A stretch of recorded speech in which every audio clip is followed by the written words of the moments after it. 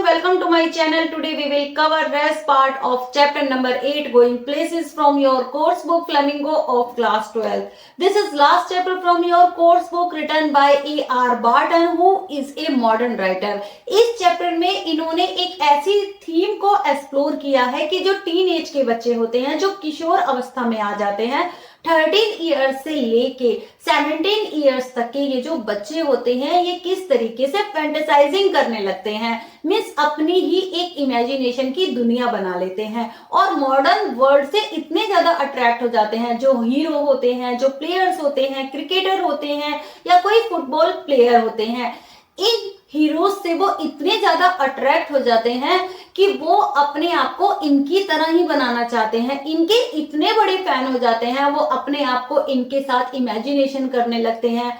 सपने में वो इनके साथ डेट पे जाते हैं, इनके जैसे ही दिखना चाहते हैं। टीन एज के ये बच्चे फैसिनेशन का शिकार हो जाते हैं, मीन्स अट्रैक्शन का शिकार हो जाते हैं। जो मॉडर्न टाइम में जो भी हीरोज जिनका ट्रेंड होता है, कोई फुटबॉल प्लेयर हो, कोई फेमस सेलिब्रिटी हो, तो टीन एज के ये बच्चे इनके प्रति अट्रैक्शन फील करने लगते हैं। इनके मन में ही इन लोगों के लिए फीलिंग आ जाती है। आप थोड़ा सा देख लेते हैं कि लास्ट लेक्चर में हमने कहां तक कंप्लीट किया था। Next week he would give me an autograph, then of course I said I would. यहां तक हमने कंप्लीट कर लिया था। आगे कंटिन्यू करने से पहले थोड़ा सा हम चैप्टर को रिवाइज कर लेंगे। यहाँ पर देखिए, सोफी और जेंसी दोनों बेस्ट फ्रेंड हैं। अब ये दोनों स्कूल से घर वापस आ रही हैं। सोफी जो बहुत ही एम्बिशियस लड़की है, वो फ्यूचर प्लानिंग भी कर रही है। यहाँ पर वो एक ड्रेस डिजाइनर बनना चाहती है, एक बुटीक खोलना चाहती है और वो जेंसी से कहती है कि वो मैरी क्वेंट की तरह बनना चाहती है। मैरी क्वेंट जो कि एक ब्रिटिश फैशन डिजाइनर हुआ करती है।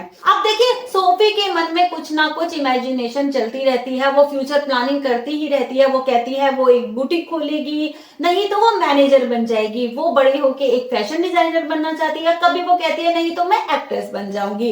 अब यहाँ पर जेंसी उसको रियलाइज कराती है कि उसको तो आफ्टर स्कूलिंग एक बिस्किट फैक्ट्री में वर्क करना है, क्यों, और बिस्किट फैक्ट्री में तो इतने पैसे मिलते नहीं है कि तुम एक बुटीक खोल दोगी। अब देखिए, सोफी घर जाती है, वहां पर उसके फादर जो हमेशा उससे चिढ़े हुए रहते हैं और गुस्से में बात करते हैं। अब सोफी घर जाके कहती है अपने फादर के सामने कि मैं एक बुटीक खोलूंगी, लेकिन उसके फादर कहते हैं कि सबसे पहले जब तुम्हारे पास पैसे होंगे तो तुम हमें एक अच्छा सा घर दिलाओगी।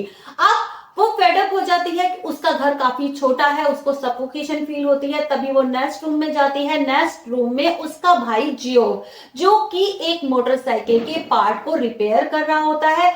अब देखिए, सोफी अपने भाई से, जियो जिसका नाम है, उससे बहुत ज्यादा कनेक्टेड है। वो अपने सारे सीक्रेट अपने भाई जियो से शेयर करती है और उससे बहुत प्यार भी करती है। लेकिन जब उसको बहुत ज्यादा जेलस फील होती है, जब उसका भाई जियो उससे कोई भी बात शेयर नहीं करता, सोफी का ये मानना है कि जियो जब साइलेंस में होता है तो वो एक बड़ी सी दुनिया के बारे में, एक दूसरी ही दुनिया के बारे में सोच रहा होता है। लेकिन सोफी उस दुनिया में कभी नहीं गई है। अब यहाँ पर देखिए, सोफी की इमेजिनेशन से और सोफी की बातों से आपको पता चल रहा होगा कि वो एक बड़ी सी दुनिया में एक्सप्लोर करना चाहती है, डिस्कवरी करना चाहती है, एक दूसरी दुनिया में जाना चाहती है। मीन्स वो अपने घर से बाहर निकलना चाहती है, एक अलग ही दुनिया में जाना चाहती है, उसको एक्सप्लोर करना चाहती है, लोगों से मिलना चाहती है, लोगों से बातें करना चाहती है, दुनिया को देखना चाहती है। और कभी वो इमेजिनेशन करती है कि उसका भाई उसको बाइक पे लेके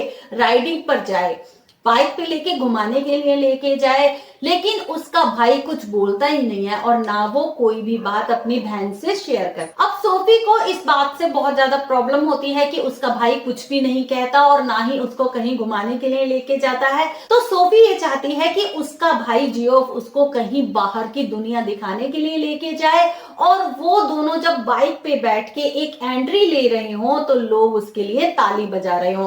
अब देखिए, जियो जो कि सोफी से कोई भी बात डिस्कस नहीं करता, वो चुप रहता है, चुपचाप अपना काम करता रहता है। अब सोफी चाहती है कि उसका भाई उससे कोई ना कोई बात शेयर करे। अब अपने भाई का माइंड अट्रैक्ट करने के लिए सोफी उससे कहती है कि मैं डैनी केसी से मिली थी। डैनी केसी जो कि एक सबसे यंग आयरिश फुटबॉल प्लेयर हुआ करते थे और वो अब भी हैं।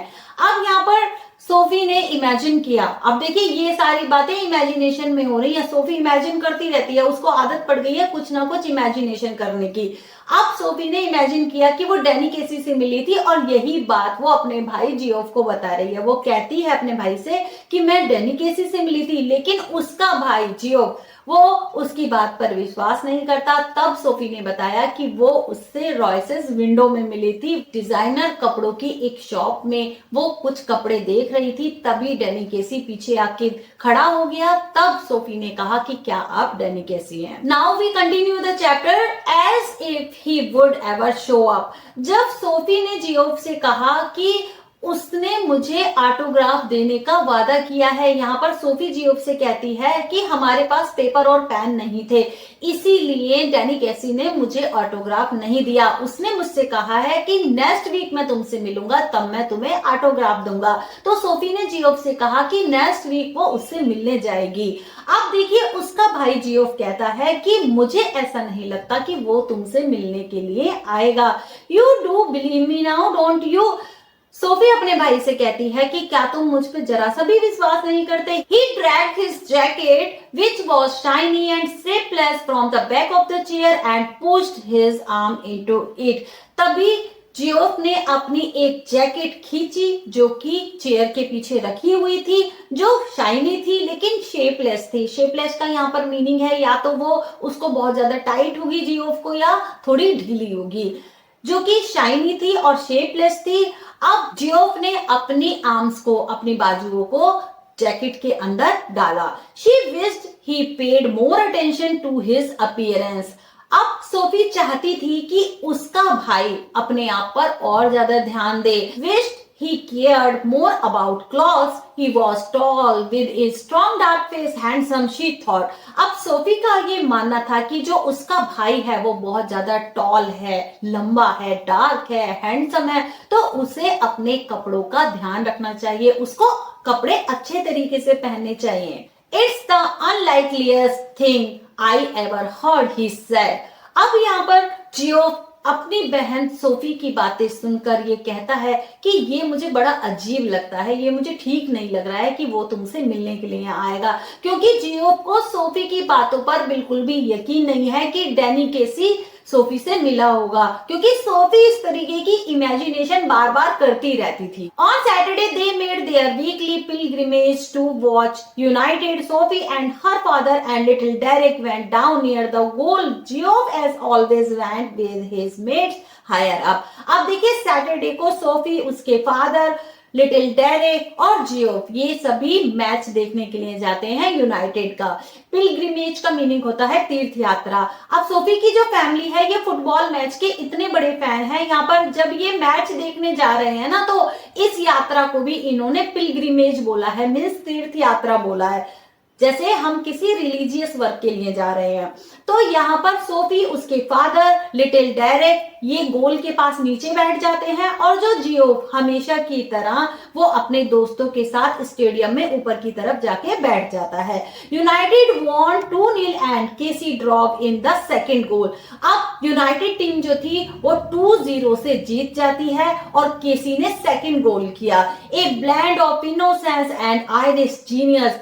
अब डैनी केसी के फेस पर इनोसेंट, बिल्कुल वो मासूम सा दिखाई दे रहा था, और एक आयरिश जीनियस है वो, मीन्स उसको बहुत ही अच्छा खेलना आता है, वो बिल्कुल जीनियस है अपने फुटबॉल के मैच में। Going round the two big defenders on the edge of the penalty area with her father screaming for him to pass and beating the hesitant goalkeeper from a dozen yards.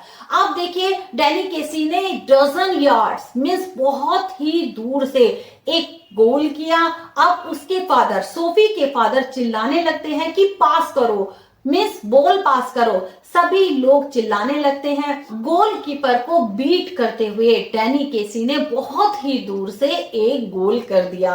Sophie glowed with pride. अब Sophie ने जैसे ही Danny केसी को गोल करते हुए देखा, जब वो football match देख रही थी तो डैनी केसी ने जैसे ही गोल किया, अब सोफी के फेस पर प्राइड गर्व से एक चमक आ जाती है। Afterwards Geoff was ecstatic. Miss Geoff बहुत ही ज्यादा खुश हो जाता है जैसे ही डैनी केसी ने गोल किया। एक्सटैटिक का मीनिंग है यहाँ पर एक्सट्रीमली हैप्पी, बहुत ही ज्यादा खुश। I wish he was an English man, someone said on the bus. तभी घर वापस आते हुए किसी ने बस में कहा कि काश वो एक इंग्लिश मैन होता। डैनी केसी जो कि एक आयरिश फुटबॉल प्लेयर है, तो कोई कहता है कि काश वो एक इंग्लिश मैन होता।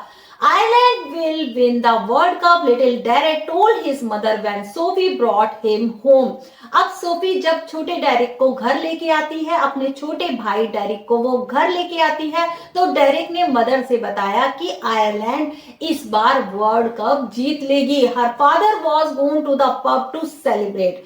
अब उसके फादर इस बात की खुशी मनाने के लिए पब चले गए थे कि डैनी केसी ने गोल किया और इस बार वो वर्ल्ड कप जीत लेंगे। What's this you have been telling Jancy said next week? अब देखिए सोफी जब जेंसी से मिलती है तो जेंसी बहुत ज्यादा गुस्सा होती है। वो कहती है कि तुम क्या कहती हुई घूम रही हो लोगों से। About what? सोफी ने कहा किस बारे में? Your Geoff told our friend you met Danny Casey. तब जेंसी ने सोफी को बताया कि तुम्हारे भाई जियोफ ने मेरे भाई फ्रैंक से ये कहा है कि तुम डैनी केसी से मिली थी। This wasn't an inquisition, just Jancy being nosy, but Sophie was startled. Inquisition का मीनिंग है इंक्वायरी करना या इन्वेस्टिगेट करना, और स्टार्टलेड का मीनिंग होता है शॉक हो जाना। अब जेंसी ने नोजी होकर मिस एटीट्यूड में सोफी से कहा कि ये कोई इंक्वायरी नहीं है, लेकिन मैं तुमसे पूछ रही हूँ कि क्या तुम ये बोल रही थी कि तुम डैनी केसी से मिली थी। सोफी शॉक हो जाती है। जैसे ही वो जेंसी की बातें सुनती है वो एकदम शॉक हो जाती है, हैरान हो जाती है। ओ दैट, अच्छा उस बारे में। Jancy frown sensing she was covering yes that. अब जेंसी को ये महसूस होता है, वो फ्राउन करती है। मीन्स फ्राउन का मीनिंग होता है अपनी आईब्रोज को गुस्से में ऊपर चढ़ा लेना। जेंसी को यह फील होता है कि सोफी इस बात को कवर करना चाहती है, छिपाना चाहती है। यस दैट, हाँ मैं उसी बारे में पूछ रही हूँ। Well yes I did. Sophie ने कहा कि हाँ मैं डैनी केसी से मिली थी। You never did, Jancy exclaim. Jancy ने सोफी से कहा नहीं, तुम तो कभी डैनी केसी से नहीं मिली। Sophie glared at the ground. तभी सोफी ग्राउंड की तरफ घूरने लगती है, वो जमीन की तरफ देखने लगती है। डैम दैट जियोफ, और वो गुस्सा हो जाती है। अरे जियोफ, ये तुमने क्या किया? This was a Geoff thing, not a जेंसी thing. ये तो जियोफ के बताने की बात थी, ये तो जेंसी को बताने की बात बिल्कुल भी नहीं थी। It was mean to be something special just between them, क्योंकि सोफी और जियोफ के बीच में एक स्पेशल अफेक्शन था, दोनों के बीच में काफी अच्छी बॉन्डिंग थी। समथिंग सीक्रेट, क्योंकि सोफी अपने भाई से ही सारे सीक्रेट शेयर करती थी, तो उन दोनों के बीच में एक स्पेशल बॉन्डिंग थी। It wasn't A जेंसी kind of thing at all. अरे ये तो बिल्कुल भी जेंसी को बताने वाली बात थी ही नहीं। टेल गो की Jancy something like that and the whole neighbourhood would get to know it. अरे जेंसी को बताने का मतलब था कि अब पूरे पड़ोस में पता चल जाएगा कि मैं डैनी केसी से मिली थी। डैम दैट जियोफ, अरे जियोफ ये तुमने क्या कर दिया? वॉज नथिंग सेक्रेट, तुम कुछ भी नहीं छिपा सकते। It's a secret meant to be, ये तो एक छिपाने वाली बात थी। I will keep a secret Soph, you know that. Jancy ने सोफ से कहा कि मैं तुम्हारी इस बात को सीक्रेट ही रखूंगी। I wasn't going to tell anyone, there will be a right old row if my dad gets to hear about it. Sophie ने जेंसी से कहा कि मैं इसीलिए ही सबको नहीं बता रही थी, क्योंकि सब मेरे घर पे एक लाइन लगा लेंगे, सबको पता चल जाएगा और फिर मेरे डैड को पता चल जाएगा और मेरे डैड इस बात पर घर में झगड़ा करेंगे। जेंसी ब्लिंक्ड, जेंसी ने अपनी आंखों को ब्लिंक किया। ए रो, एक झगड़ा। I would have thought he would be chuffed as anything. chuffed का मीनिंग होता है हैप्पी। जेंसी ने सोफी से कहा कि मैंने तो सोचा इस बात को सुन के तुम्हारे फादर बहुत ही ज्यादा खुश होंगे कि तुम डैनी केसी से मिली थी। She realized then that Jancy did not know about the date but Geoff had told about that. अब देखिए सोफी को ये रियलाइज होता है कि जियोफ ने अभी तक डेट के बारे में फ्रैंक को नहीं बताया था, जेंसी के भाई को नहीं बताया था, तो जेंसी को अभी हमारी डेट के बारे में नहीं पता है।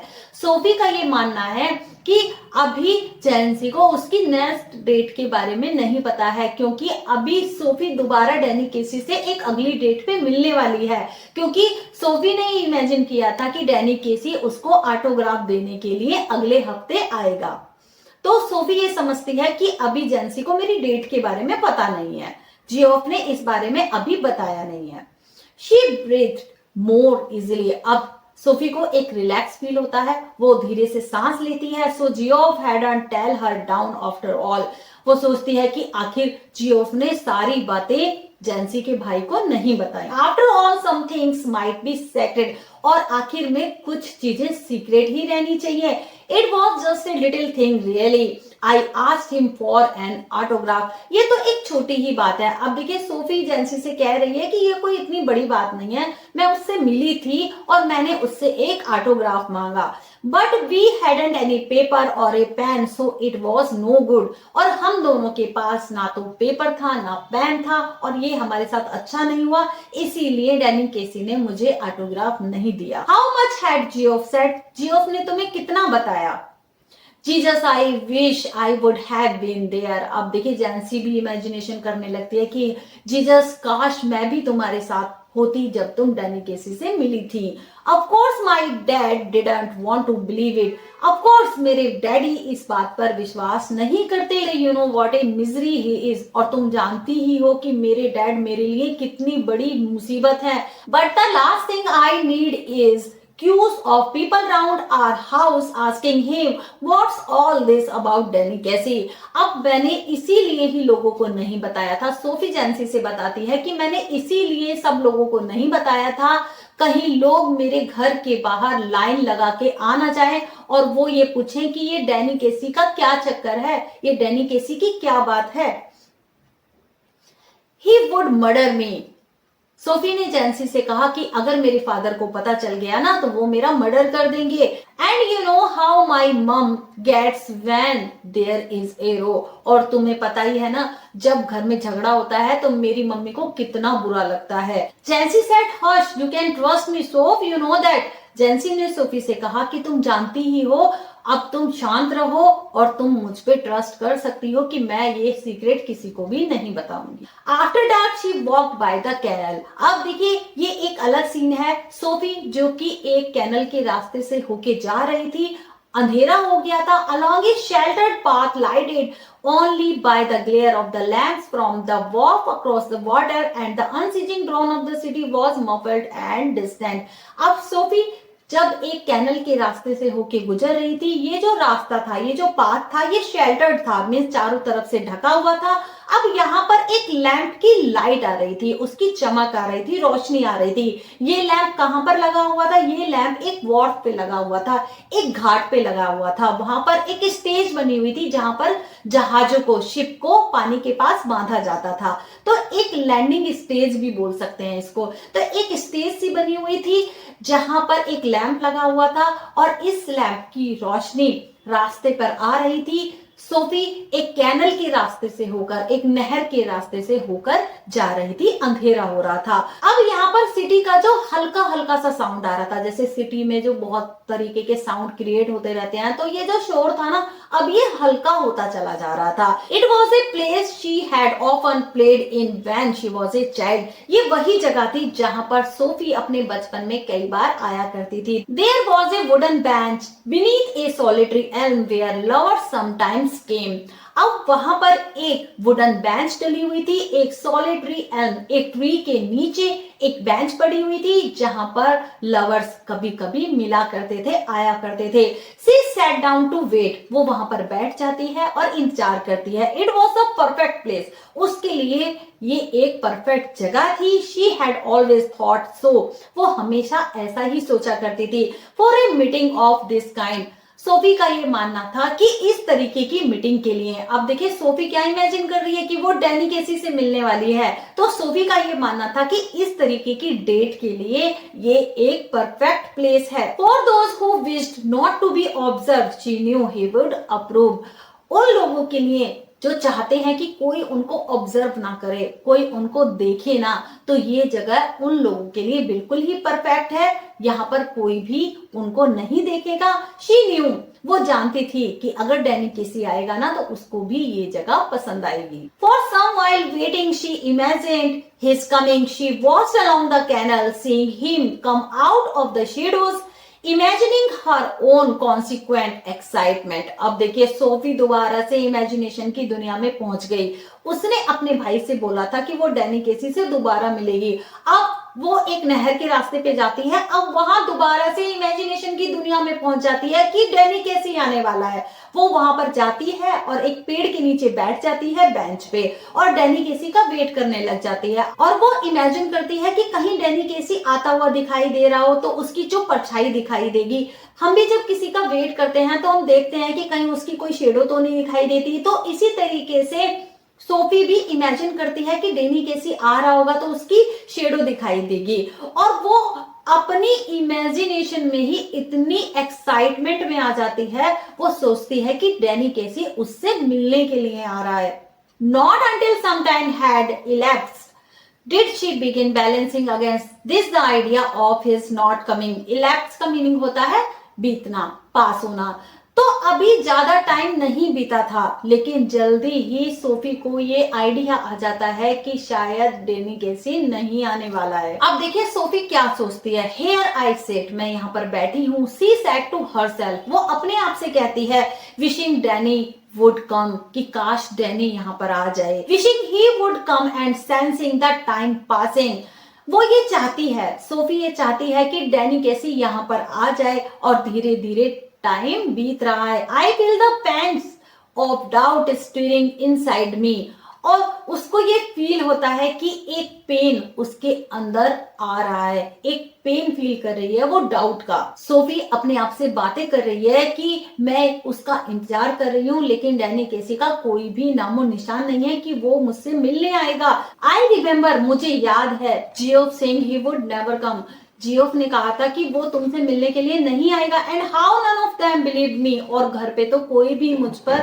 विश्वास ही नहीं करता। व्हेन आई टोल्ड देम, जब मैंने उनको बताया था कि मैं डैनी केसी से मिली थी, घर पे तो किसी ने भी मुझ पर यकीन ही नहीं किया था। I wonder what will I do, what can I tell them now if he doesn't come. अब सोफी अपने आप से कहती है कि मुझे हैरानी है कि अब मैं क्या करूंगी, और घर पे तो कोई भी मेरी बात पर यकीन नहीं करेगा कि मैं डैनी केसी से मिली थी। अब मैं उन लोगों को क्या बताऊंगी। But we know how it was, लेकिन मैं जानती हूँ कि हमारे बीच में क्या था। डैनी एंड मी, हम लोगों के बीच में एक स्पेशल सी ही फीलिंग थी। दैट्स द मेन थिंग, और यही मेन चीज है। How can you help what people choose to believe, तुम इस बारे में क्या कर सकते हो कि लोग तुम्हारे बारे में क्या मानते हैं और क्या सोचते हैं। बट ऑल द सेम, लेकिन सभी जगह ये बातें सेम है। इट मेक्स मी डिस्पॉन्डेंट, और इस बात ने मुझे निराश तो किया है कि डैनी केसी मुझसे मिलने नहीं आया। This knowing I will never be able to show them they were wrong to doubt me, लेकिन मैं उनको कभी भी ये चीज नहीं शो करूंगी। यहाँ पर सोफी ये कह रही है कि मैं अपने परिवार वालों के सामने ये चीज कभी भी शो नहीं करूंगी कि मैं गलत थी, लेकिन ये मेरे और डैनी केसी के बीच की बात है। सोफी अपनी फैमिली के लिए कहती है कि वो हमेशा गलत थे क्योंकि वो मुझ पर डाउट करते हैं। She waited, measuring in this way the changes taking place in her resignation was no sudden thing। आप देखिए सोफी ये रियलाइज करती है कि उसने डैनी केसी का वेट किया। अब एक बड़ा बदलाव लाने में टाइम तो लगता ही है। जो रेजिग्नेशन होता है वो थोड़ा टाइम लेता है। Now I have become sad, she thought. अब सोफी सोचती है कि अब मैं बहुत ज्यादा सैड हो गई हूँ क्योंकि डैनी केसी तो उससे मिलने आया नहीं। And it is a hard burden to carry this sadness, वो सोचती है कि ये मेरे लिए बहुत ही हार्ड बर्डन है, इस सैडनेस को कैरी करना मेरे लिए बहुत हार्ड हो गया है। Sitting here waiting and knowing he will not come, I can see the future and how I will have to live with this burden. अब यहाँ पर सोफी सोचती है कि यहाँ पर बैठना और उसका इंतजार करना और ये जानना कि वो अब नहीं आएगा, और मैं फ्यूचर देख सकती हूँ कि मैं इस बर्डन के साथ अब कैसे जीऊंगी। They of course will doubt me, of course मेरे फैमिली वाले मुझ पर डाउट करेंगे, as they always doubted me, जैसा कि वो हमेशा मुझ पर डाउट करते हैं। But I will have to hold up my head remembering how it was, लेकिन मैं ये चीज हमेशा याद रखूंगी कि हमारे बीच में क्या था। ये तो मेरे और डैनी केसी के बीच की बात थी। Already I envisages the slow walk home and Geoff's disappointed face when I tell him he didn't come that Danny।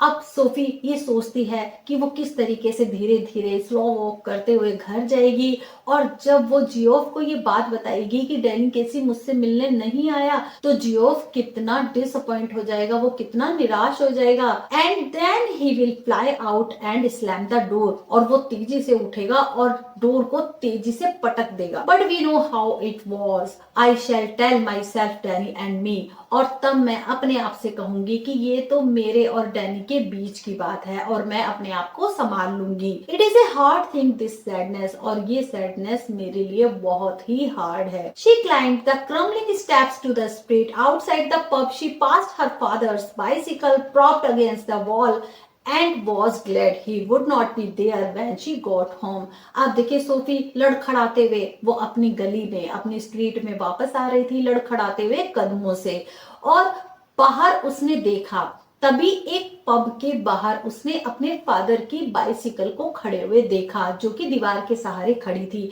तभी वो खुश हो जाती है, वो सोचती है कि जब मैं घर जाऊंगी ना इस सैडनेस के साथ, इतने दुखी मन से, तो मेरे फादर घर पे नहीं होंगे। तो इस बात को सोच के वो खुश हो जाती है। Excuse me but aren't you Danny Casey. अब देखिए सोफी फिर से इमेजिनेशन में पहुंच जाती है, जब वो फर्स्ट टाइम डैनी केसी से मिली थी, जब उसकी फर्स्ट मीटिंग हुई थी, और कहाँ मिली थी, एक आर्केड में, रॉयसेस विंडो में।